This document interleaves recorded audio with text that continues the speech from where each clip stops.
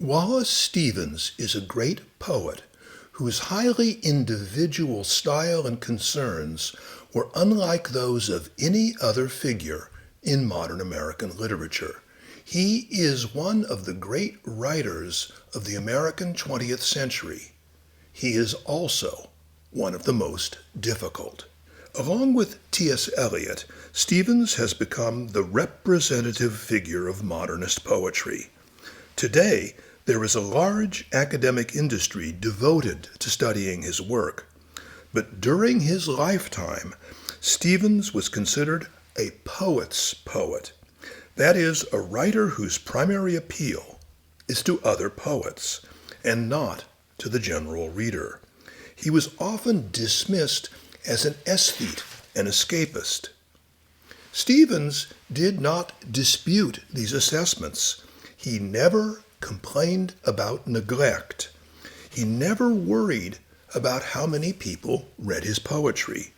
He published in the most serious journals. He refused to send his work to the New Yorker, where his poems might appear next to a cartoon or an ad for women's clothing. He refused to make concessions of any kind to an audience. He didn't care if readers found his work difficult. He never tried to make a living as a poet. He worked as a lawyer in the insurance industry. In his remoteness and disdain for popular opinion, Stevens was the archetypal modernist, writing mostly for his fellow poets and the cultural elite. Stevens began publishing relatively late. His first book appeared when he was 43. His second book did not appear until he was 57. Only in old age did Stevens become modestly famous. In 1950, at the age of 70, he won the Bollingen Prize for Poetry, a Lifetime Achievement Award. In 1951, at 71, he won the National Book Award, plus doctorates at Harvard and Bard. In 1955, he won a second National Book Award, and then, at 75, the Pulitzer Prize. 4 months later, he was dead. Stevens surely appreciated these belated honors, but he had no desire for fame. He wanted only a well-managed and routine life that left him free to write. He spent 50 years working in the insurance business as a lawyer. He refused to retire and continued working until he died at 75. Stevens didn't want any other life. When he was offered the prestigious appointment to serve as the Norton Professor of Poetry at Harvard in 1954, he turned it down. He was afraid that if he accepted the offer, he would have been forced to retire from Hartford accident and indemnity. He preferred his business routine to literary celebrity. Stevens had an unusual life for a great poet, one which we will never fully understand because he was extremely private, indeed enigmatic, and his work is conspicuously impersonal. In none of his poems is there anything autobiographical. Few poets have written so much and said so little about themselves. He never once mentioned his wife or his daughter in his poetry.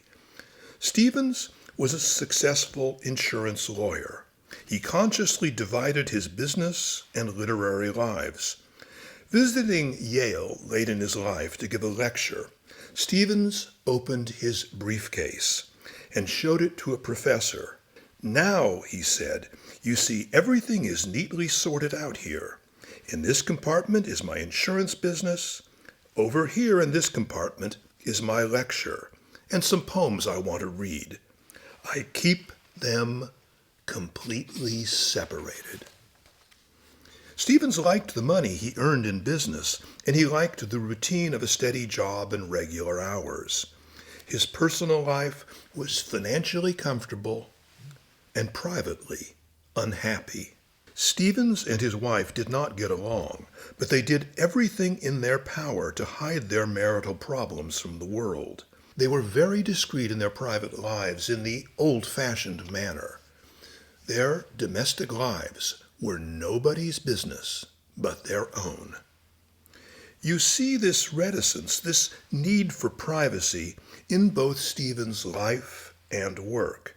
He addressed almost no one by their first name. It's the old-style WASP etiquette. He never told people at work he was a poet, and discouraged anyone who discovered the fact from discussing it with him. His poetry never mentioned his family, his job, or his daily life. Poetry is not personal, he commented in his private journal. These journals were brilliant, substantial, and absolutely impersonal. Stevens wanted to be invisible in his work, and to a surprising degree, he succeeded. His biography gives us the facts of his life, but not the secrets of his inner existence. Wallace Stevens was born in Reading, Pennsylvania in 1879. His father, Garrett Stevens, was a lawyer. His mother, Margarita Zeller, was a former schoolteacher. Wallace was the second of 5 children. The young Stevens attended a Lutheran grammar school and public high school. In 1897, he entered Hartford as a special student, which allowed him to attend classes but not earn a degree. He stayed at Hartford for 3 years.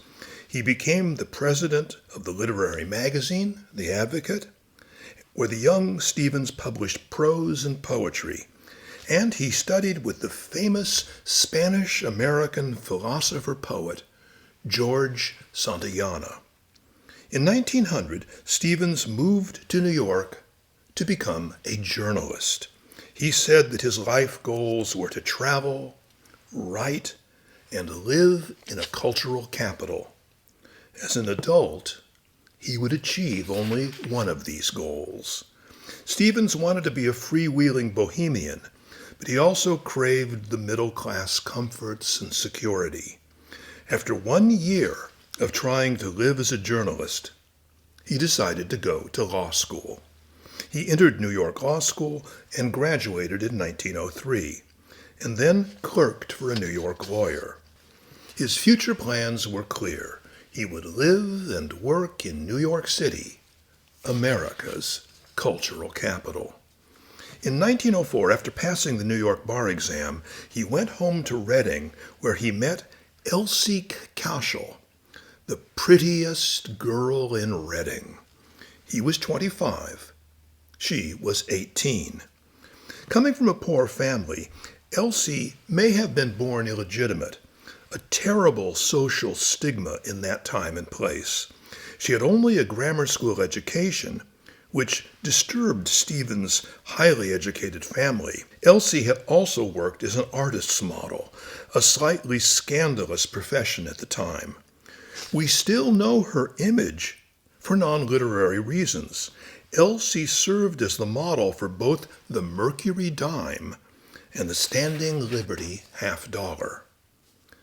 Stevens' parents rejected the match. Stevens and his father argued violently, and the poet broke off relations with his family. He remained estranged from his father permanently. Stevens did not marry Elsie, however, for 5 years. He wanted to establish himself securely as a lawyer. They conducted a long-distance romance, finally marrying when he was 30 and she was 23. By the time they married, the romance had cooled, never to be revived. The deep intellectual and social distances between them became apparent. Elsie wanted different things from life than her ambitious and emotionally self-contained husband. We will never know exactly what happened in their marriage. They were private, in the way American WASPs once were. What we do know is this. In their later years, they lived in separate sections of their home. Neither of them ever let anyone into the house. Stevens always attended business and social events alone. Elsie Stevens soon stopped reading her husband's poetry. Stevens did not want to have children until he had published a book. But he didn't publish a book until a few weeks before his 44th birthday. Their only daughter was born 11 months later, Holly Stevens, when Elsie was 36. Her cleaning woman commented, "She was not a happy person, and she didn't try to make anyone else happy either." Stevens loved New York. The galleries, bookstores, shops, restaurants, writers, and artists. But his legal career was precarious. Between 1903, when he finished law school, and 1916, when he moved to Hartford, Connecticut, Stevens would work for 5 law firms and 4 insurance companies. He constantly changed jobs and probably had been fired a number of times. This was hardly the career for a successful lawyer. In 1916, when Stevens was 36, his position at New England Equitable Insurance was abolished. The unemployed Stevens took a position at Hartford Accident and Indemnity in their surety department. This was not an attractive job. Surety bonds are the dullest branch of insurance law, and Hartford was a provincial city he disliked. Stevens left his beloved New York City, never to return. He lived the rest of his life in Hartford. Stevens was a big, physically imposing man. He was the size of a pro football player. As a young man, he was athletic. He would walk 30 miles in a day as recreation. As he got older, he put on weight, but he remained strong and dignified looking. In photos of the officers of Hartford A&I, Stevens towered over the other executives. At work, everyone treated Stevens with respect for his intelligence and professional competence, but many of his colleagues were slightly afraid of him, especially his assistants. He did not suffer fools gladly. Stevens was a private man with few friends. He once wrote, "Most people are a great nuisance." Hartford Accident and Indemnity proved to be a good move for Stevens in both financial and creative terms. He prospered in his business career. Stevens worked there for 39 years, from the age of 36 till his death at 75. In 1934, he became a vice president of the corporation. His salary rose from $3,000 in 1916 to $24,000 in 1948. That's about $280,000 per year in current dollars. Insurance was one of the few businesses not devastated by the Great Depression. Stevens enjoyed both affluence and security at a time when many Americans were in great need. He made nearly $20,000 a year in the 1930s, when the national average income was just over $1,500. At his death, he left an estate of $100,000. "Money," he once wrote, "is a kind of poetry." Stevens was not an outwardly extravagant man. Although affluent, he never bought a car, but walked to work in all weather, reportedly composing poetry in his head, then jotting it down when he got to the office. This is the theory, at least. There is not much solid evidence to document how Stevens wrote his poetry. No manuscripts or drafts of the poems survive. Stevens eventually felt that his two careers were interdependent. Business made the writing possible, but they had to be kept entirely separate, like the documents in his briefcase. Stevens did not let the people he worked with know he wrote poetry, and if they found out, he declined to talk about it, answering their questions with rude stares or enigmatic comments. He refused to lecture or read poems in Hartford. He didn't trust the middle-class and old-fashioned town to accept him both as a poet and a businessman. And in the literary world, Stevens became a sort of legendary figure, a superhero with a secret identity, the businessman poet. Hartford also focused his writing free from the distractions of New York. Stevens had stopped writing when he went to law school, but resumed in his final years in New York. He started publishing verse again in 1914, 2 years before he left for Hartford. In Hartford, he settled into a lifelong routine of a legal job and his poetry. In 1923, Stevens published Harmonium. This may be the best first book of American poetry, with the exception of Walt Whitman's Leaves of Grass. Harmonium contained all the poems Stevens had published between 1915 and 1923, and it shows the development of a brilliantly original modernist style and aesthetic, different from that of Ezra Pound and T.S. Eliot. Unlike them, Stevens did not break with Romanticism. He evolved the romantic notion of imagination and consciousness into a new type of poetry, lushly sensuous, but abstract and intellectual. The title of Stevens' first book suggests something about his aesthetics. A harmonium is a small parlor organ, an amateur instrument for private use, and not the great cathedral organ played to inspire the populace. As an undergraduate, Stevens wrote romantic poems in the style of Keats and the Victorians. He loved to take solitary hikes and nature walks. The young Stevens was full of the American romantic spirit. Stevens also admired the aesthetic of the 1890s, especially the notion of art for art's sake. Art did not exist for social or moral reasons. The purpose of art was aesthetic, to delight the senses in order to expand and refine human imagination and consciousness. In New York, the young Stevens had spent a great deal of time visiting galleries and talking to painters and poets, often in the company of his friend William Carlos Williams. In his early poetry, Stevens also tried to reproduce the effects of modern paintings. He was influenced by imagism, the early modernist school championed by Pound, Williams, and H.D., which tried to strip poetry down to its essential elements.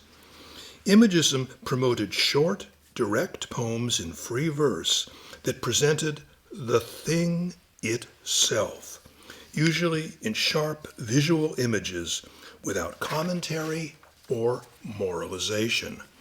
Stevens was never an imagist in the narrow sense, though he did write a few poems influenced by them, such as his famous sequence, 13 Ways of Looking at a Blackbird. Here is one short example, To the Roaring Wind, which has a special significance because it is the last poem in Harmonium. Not counting the title, the poem is only 4 lines long. To the roaring wind. What syllable are you seeking, vocalissimus, in the distances of sleep? Speak it. Even this short imagist poem, however, has its Stevensian touches. His Latin appellation for the wind, vocalissimus, most vocal one, is a word that is a purely stylistic flourish. Unlike imagist verse, Stevens' poems are generally expansive and musical, rather than minimalist and visual. Stevens also differed from most modernists, such as Williams and Pound, because he worked with equal skill in free and formal verse. He liked rhyme and meter for their musical power. He prized free verse for its flexibility. He continued to work in both modes throughout his entire career. Stevens was a singular, indeed idiosyncratic poet. He combined and assimilated the major styles which had preceded him into his own style. He took imagism, symbolism, aestheticism, and romanticism and blended them into a personal poetics. His early work tends to be a mix of comic and philosophical elements in an extravagant style marked by ostentatious language. Despite the wild and sensational word music, the author himself remains seemingly cold and detached from the poems, like a god invisible in his own creation. Early Stevens loved to play the stylish and aesthetic dandy. Look at the extravagant titles of some of the poems in Harmonium. Many of the titles are poems in themselves. Le Mononcle de mon oncle, Tea at the Palaz of Hoon, Fabrio of Florida, The Worm at Heaven's Gate, Hymn from the Watermelon Pavilion, Of Heaven Considered as a Tomb, The Emperor of Ice Cream, The Virgin Carrying a Lantern, Peter Quince at the Clavier, 13 Ways of Looking at a Blackbird. In some ways, the secret of Stevens' genius in Harmonium was that he wrote philosophical poems in a style that combined the atmospheric quality of symbolism with the verbal antics of nonsense verse. Stevens was not interested in poems with conventional or paraphrasable meaning. He wanted to create a new and stimulating experience for the reader. A poem need not have a meaning, he commented, and like most things in nature, often does not. He also said, a poem should stimulate the sense of living and of being alive. Stevens' best early poems in Harmonium tend to divide into three categories. First are the short, extravagant, comic poems, usually written in meter. They depend heavily on wordplay and even nonsense words or names. They are lavish in language, but elusive in meaning and intent. Take, for example, one of Stevens' most famous early poems, The Emperor of Ice Cream. Listen to the lavish wordplay and memorable rhymes that initially seem mysterious to the reader. The Emperor of Ice Cream. Call the roller of big cigars, the muscular one, and bid him whip in kitchen cups concupiscent curds. Let the wenches dawdle in such dress as they are used to wear, and let the boys bring flowers in last month's newspapers. Let B be finale of seem. The only emperor is the emperor of ice cream. Take from the dresser of deal, lacking the 3 glass knobs, that sheet on which she embroidered fantails once, and spread it so as to cover her face. If her horny feet protrude, they come to show how cold she is and dumb. Let the lamp affix its beam. The only emperor is the emperor of ice cream. Listening to this poem, the reader will certainly wonder what some of the language means. Who is the roller of big cigars? Why have people in the poem gathered? And most importantly, who or what is the emperor of ice cream? The poem works through the power of its music and images. The meaning comes to us not directly, but sideways. Slowly we realize the poem describes a funeral. almost certainly that of a poor person, judging from the shabby furniture.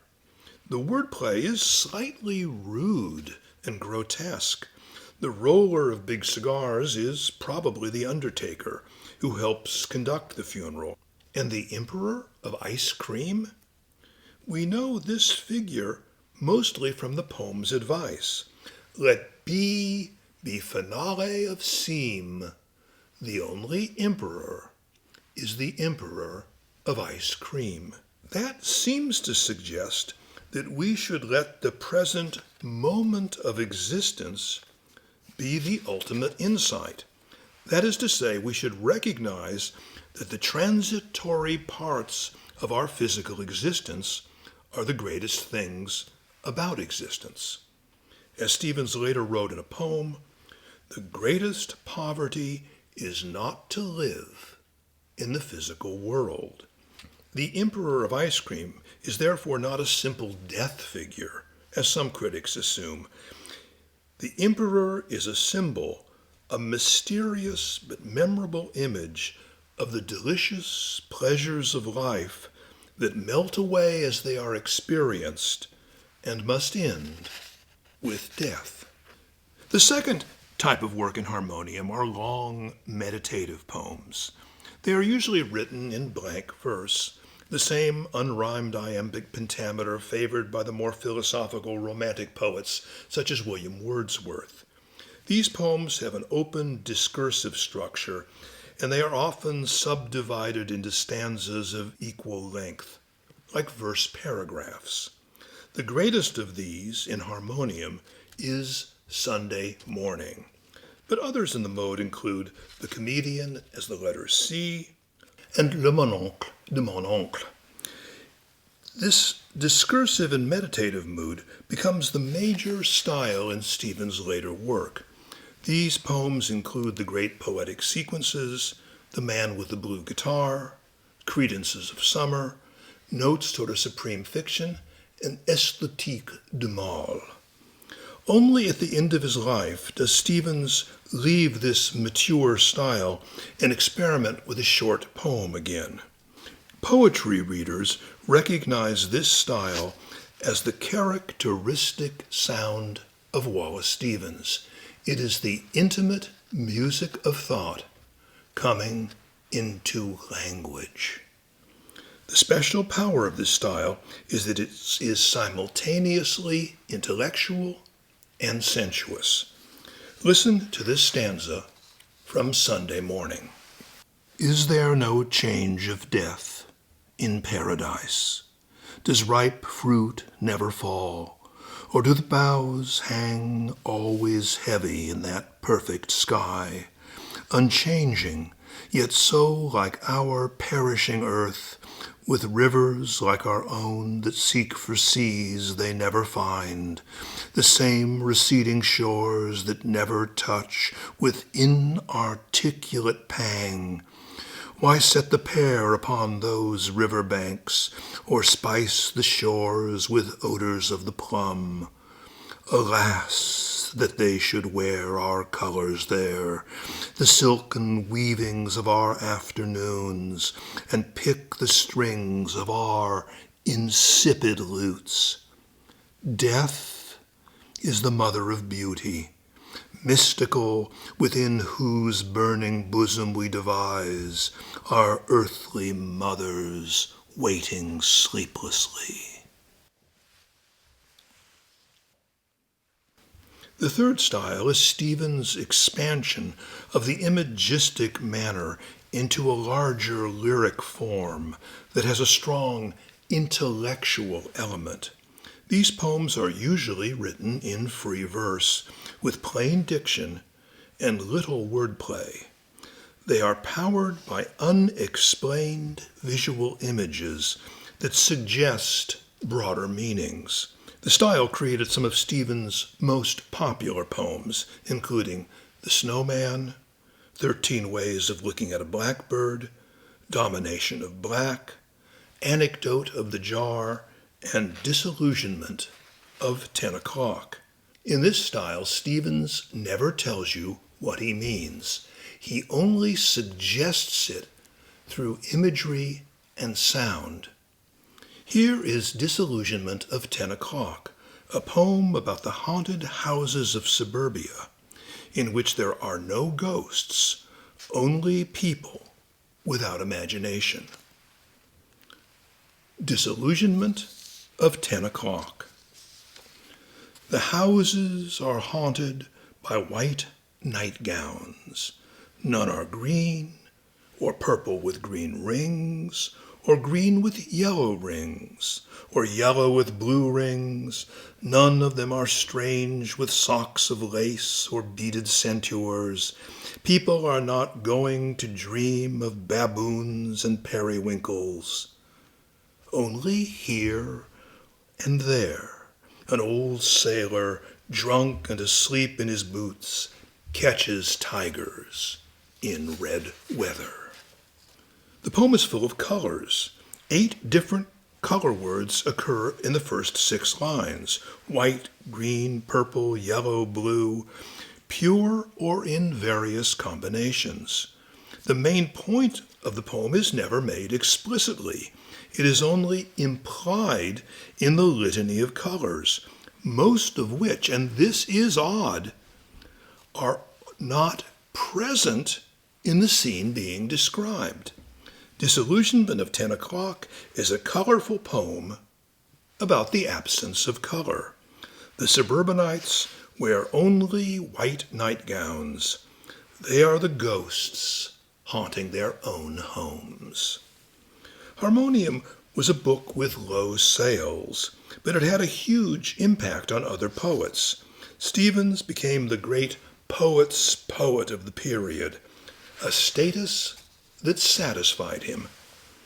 As Stevens' work developed, his comic side fell away and his poems became more philosophical, though there is often an element of playfulness, sometimes just an explosion of humor in a single line, or an odd title such as No Possum, No Sop, No Taters, a serious poem with a comic title.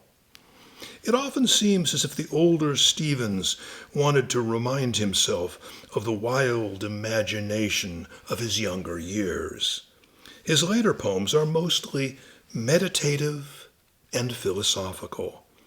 The best of them are among the great philosophical works of American literature. In his 50s and 60s, Stevens published a series of long, complicated poems, most notably The Man with the Blue Guitar and Notes Toward a Supreme Fiction. These are very unusual long poems. They do not have a narrative nor a dramatic structure. Instead, they offer an singular mix of lyrical and didactic methods to examine the nature of reality. As the heir to the Romantics, Stevens did not believe that the senses or the power of intellect were the main ways in which humanity understood reality, but it took those faculties and combined them with the imagination. For Stevens, the imagination was the integrative faculty of human understanding of the world and the situation of humanity in reality. This meant, therefore, that art, indeed poetry, becomes one of the most important ways in which humanity sees the world, sees existence as it really is. One often has the feeling that Stevens' real life was mostly in his poetry, not in his career or his family, not in his carefully restricted social life. We live in the mind, he once wrote in his journal. He kept notebooks, now at the Huntington Library in San Marino, California. They are fascinating journals full of provocative speculations. Here are a few brief excerpts. A theory of poetry is a theory of life. Poetry is a response to the daily necessity for getting the world right. The ultimate value is reality. Poetry is a means of redemption. There is no difference between the god and the temple. Critics love Stevens because he was so philosophical, a poet who in his middle and late work wrote the same philosophical investigations over and over, a sort of obsession. His major theme was how to find meaning in the world once God is taken away. This theme is, of course, one of the central modern philosophical issues, which we particularly associate with the work of Friedrich Nietzsche, Arthur Schopenhauer, and most interestingly, Stevens' favorite teacher at Harvard, George Santayana, who longed to believe in Catholicism, but could never lose his skepticism about God's existence. Stevens gave a postmodern answer to this question. If there is no God, man has to create meaning. Since all meaning is fiction, the poet and the philosopher, therefore, seek to create a supreme fiction, a fiction that is commensurate with humanity's needs and intelligence to understand its own existence. That is what Stevens meant when he said, "A theory of poetry is a theory of life." In Stevens' last years, he continued to mull over the same existential issues of how to find meaning in a world without God or transcendent values.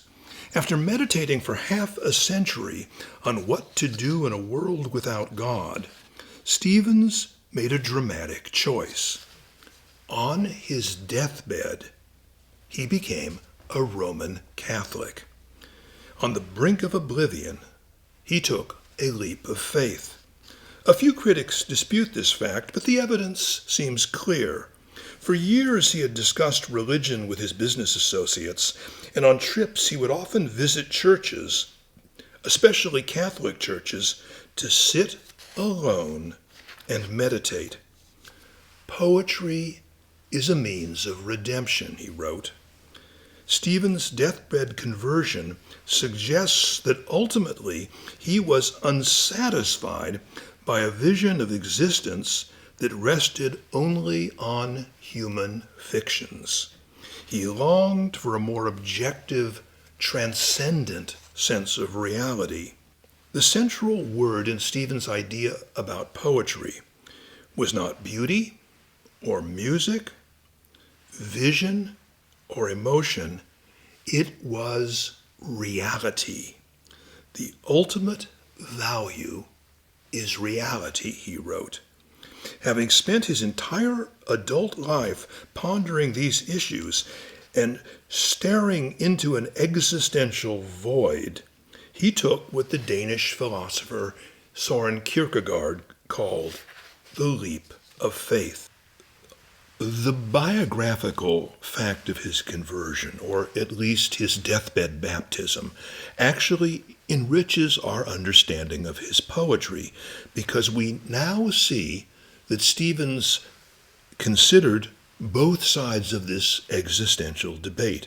His inner life expressed both the nihilist and the existentialist, the skeptic and the believer. This was a question which he took seriously. I want to end our discussion of Stevens, therefore, with an excerpt from his first book, Harmonium, to show that the very issues that he began to meditate on at the beginning of his career were the same ones which obsessed him at the end. This is a passage from the end of a poem called Peter Quince at the Clavier. There's one allusion in this passage which I probably should explain. It refers to the story of Susanna and the elders from the Apocrypha of the Bible. Susanna is a beautiful woman. She is bathing in a garden when two old men creep through the bushes to look at her naked. They spring upon her and demand that she have sex with them. She refuses, and they say that they will now accuse her of being caught in adultery, which in the ancient world was a crime punished by being stoned to death. They are brought before the judge Daniel, who immediately understands that Susanna has been framed. The elders are the ones who are set to death. Stevens takes this notion of lechery, of beauty, of youth, of virtue, and he weaves it into a story, into a moment about beauty, mortality, truth, and the fact that art is, in a sense, a transcendent value in humanity. It is, I think, one of the most beautiful things that Wallace Stevens ever wrote. Beauty is momentary in the mind, the fitful tracing of a portal, but in the flesh it is immortal. The body dies, the body's beauty lives. So evenings die in their green going, a wave interminably flowing. So gardens die, their meek breath scenting, the cowl of winter, done repenting. So maidens die to the auroral celebrations of a maiden's choral. Susanna's music touched the body strings of those white elders, but escaping, left only death's ironic scraping. Now in its immortality it plays on the clear viol of her memory, and makes a constant sacrament of praise.